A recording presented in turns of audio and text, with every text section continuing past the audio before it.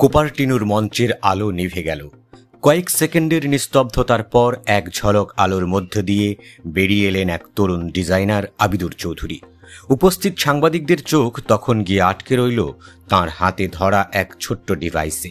সেটাই ছিল অ্যাপলের নতুন চমক আইফোন 17 এয়ার, ইতিহাসের সবচেয়ে স্লিম আইফোন। আবিদুর মৃদু হেসে বললেন, আমরা এমন একটি ফোন তৈরি করতে চেয়েছিলাম যেটা হাতে নিলেই ভবিষ্যতের মতো মনে হবে। দর্শকরা তখন বুঝতে পারল এবার অ্যাপলের হাত ধরে প্রযুক্তি এক নতুন বাঁক নিতে যাচ্ছে।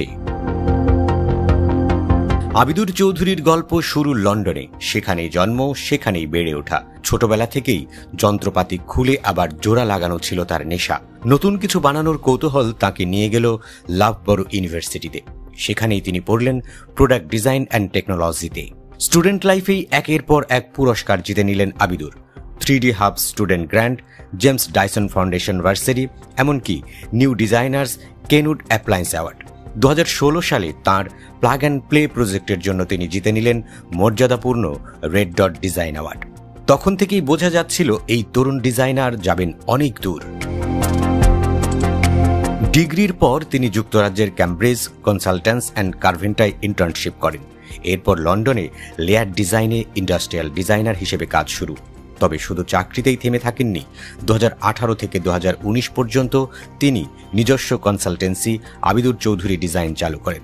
সেখানে তিনি স্টার্টআপ থেকে বড় বড় কোম্পানিকে ডিজাইন কৌশল আর পণ্যের আইডিয়া দিয়ে সাহায্য করেছেন। 2019 সালের জানুয়ারিতে তার স্বপ্নের দরজা খুলে গেল। তিনি যোগ দিলেন অ্যাপলের কুপারটিনো হেডকোয়ার্টারে ইন্ডাস্ট্রিয়াল ডিজাইনার হিসেবে। গত কয়েক বছরে তিনি যুক্ত করেছেন কোম্পানির বহু উল্লেখযোগ্য পণ্যের নকশা।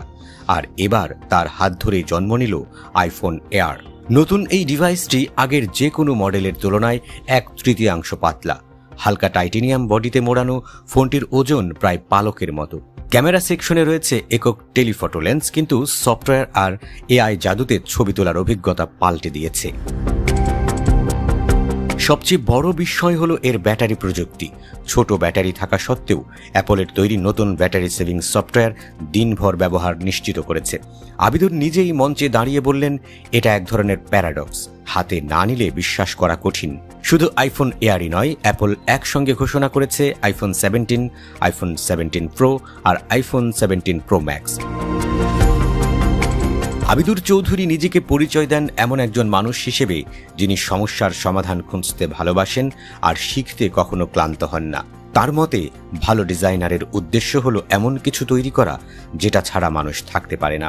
আজ কুপারটিনোর আলো ঝলমলে মঞ্চে দাঁড়িয়ে তিনি প্রমাণ করে দিলেন, স্বপ্ন, পরিশ্রম আর কৌতূহল থাকলে লন্ডনের এক সাধারণ ছেলে একদিন বিশ্বের সবচেয়ে আলোচিত প্রযুক্তি প্রতিষ্ঠানের মুখ হয়ে উঠতে পারে।